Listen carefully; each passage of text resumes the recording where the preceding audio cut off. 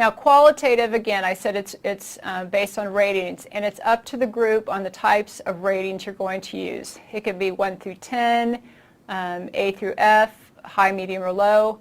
That would be qualitative.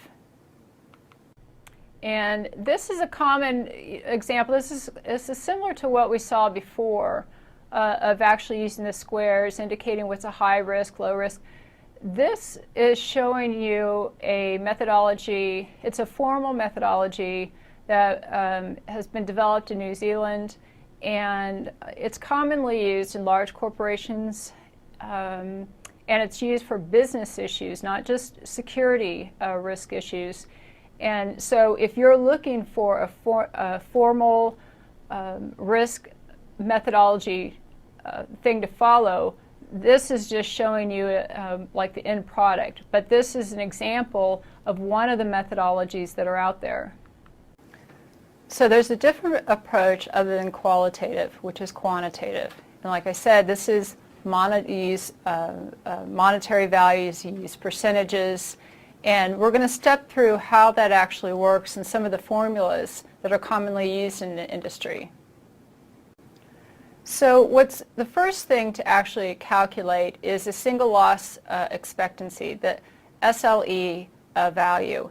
And the formula to come up with that is the asset value times the exposure factor.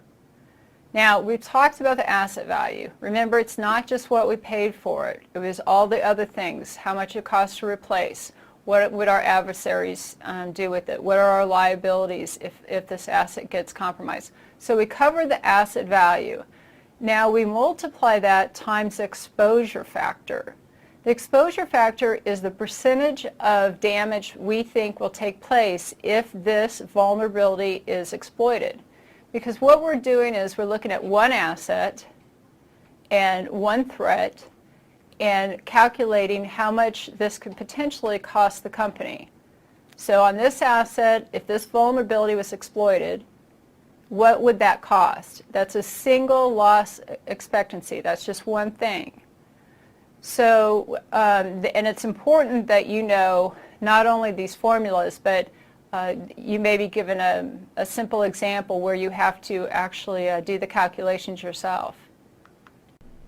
Now, what we need to look at also is how often do we think that this would take place? And remember what I said that the risk definition is. It's the business impact and the probability. What is the probability of something of this taking place? And in quantitative approaches, we call that the annual rate of occurrence. Within a 12-month period, how often do we think that's going to happen? So ARO is the frequency. How often do we think that's going to take place?